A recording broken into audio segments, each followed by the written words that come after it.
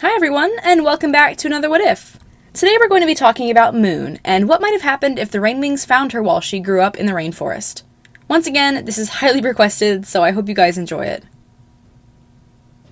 When Moonwatcher was 2, she met another dragon for the first time. Well, other than Mother.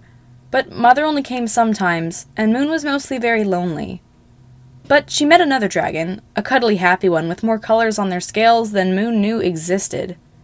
The dragon said his name was Parrot, and he made lots of sad-sounding cooing noises over Moon before bundling her off away from her hiding place to somewhere new. At first, Moon was a little worried. Mother had told her never to leave, but, well, Mother was very clever, and perhaps she had told Parrot to go get Moon. His thoughts were very happy and nice, so it must be okay in any case. So Moon went with the Rainwing to his village, where he introduced her to the tribe. Most of the Rainwings were enchanted with the little black dragon who was so different from them, and they grew only more interested when they realized the dragon was very perceptive.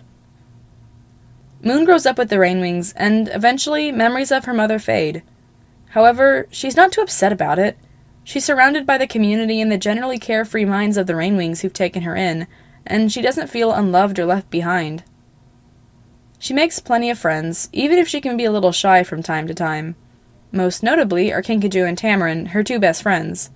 Tamarin, though blind, was affectionate and loving to Moon, and a calm counterpart to Kinkajou's wild enthusiasm and constant energy. Together, the three of them managed to get in plenty of trouble growing up, pranking other dragons, running off to explore away from the village, or sneaking out of lessons together. Moon learns to think before she speaks, after accidentally blurting out another dragon's thoughts a few too many times. At first, the Rainwings had thought she was simply unusually good at reading the color of their scales, but eventually she made them understand that she was hearing the actual words in their minds. To her surprise, the Rainwings were less affected by this than she expected.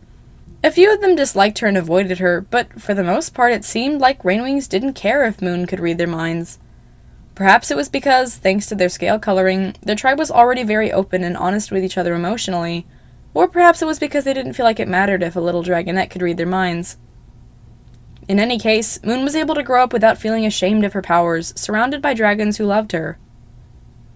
However, things didn't stay perfect forever, and after a few years of living with the Rainwings, Moon's other powers finally showed themselves. Her gift for prophecy. It started off unassuming and easy to dismiss. Feelings of déjà vu when little things happened, and Moon's strange ability to guess what dragons would do before they could do it. Most Rainwings chalked it up to her mind reading, but when the visions began to get stronger, they realized she had another strange power. And then, finally, Moon had the vision about her own tribe. She had a terrible vision of dark, star-flecked wings descending on their village and smothering them, of dragons who looked exactly like her attacking the dragons she loved. At first, no one believed her. Well, no one except for Kinkajou and Tamarin. But Kinkajou was a dragonette too, even younger than Moon, and Tamarin was very soft-spoken and not much help trying to convince everyone. Moon kept trying to explain to dragons that her visions were real and that they needed to do something to stop them from happening. But nobody believed her.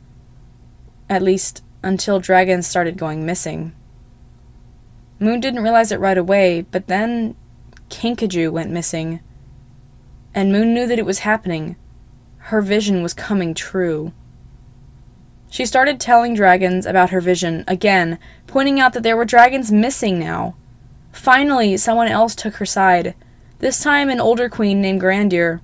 Grandier had also noticed the missing dragons, and said she might have dismissed it if not for Moon's claims. Moon had never been wrong before, she reasoned, and if they didn't take the warning now, they might be too late to save themselves later.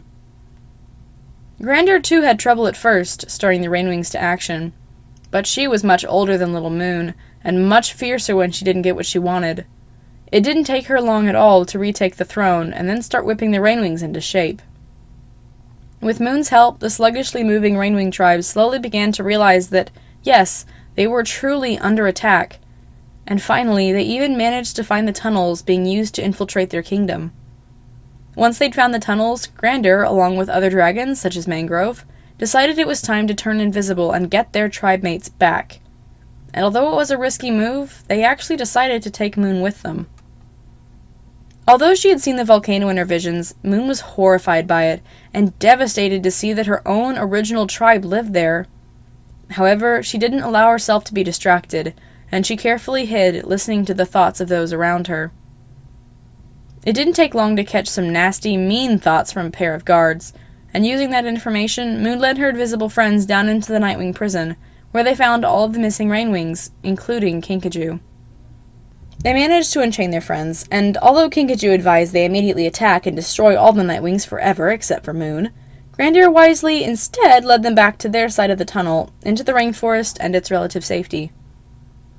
Once they'd escaped, luckily before anyone noticed the prisoners were missing, Grandeur, Mangrove, and a few other Rainwings began planning how they could block off the tunnels, or destroy them, to keep the Nightwings from entering their kingdom at all, ever again. Moon was unhappy about that. Even though the Nightwings had attacked them and done horrible things, they were still her tribe. Her mother was somewhere on that island, and probably her father too. So Moon helped convince Grandeur that they had another option, to show the Nightwings that they weren't weak, that they wouldn't be defeated in battle, and to offer them an alliance. If the Nightwings were too prideful to accept a deal, then Moon couldn't help them. But she knew that she had to try. Grandeur reluctantly agreed with Moon's reasoning and decided that once they'd given the Nightwings time to realize they'd lost their prisoners, they would send a delegation of sorts to explain, in great detail, to the Rainwings their very limited options. A few days before they were set to leave, Moon had another vision, this time of both her tribes, the Nightwings and the Rainwings, living in the forest together. This one she shared only with her friends and Grandeur, but it gave her hope. It meant there was a way for her to save her tribe, and somehow Moon would find it. And that's where we'll stop. I think Moon in this Se2Ep8 would be a lot less shy, and a lot more open about her powers. The Rainwings tend to be a pretty open tribe already, so I definitely feel Moon wouldn't have that deep-seated paranoia she struggles with in Book 6. Also, on an unrelated note, I noticed while I was writing this that I haven't done many what-ifs featuring the Arc 2 characters.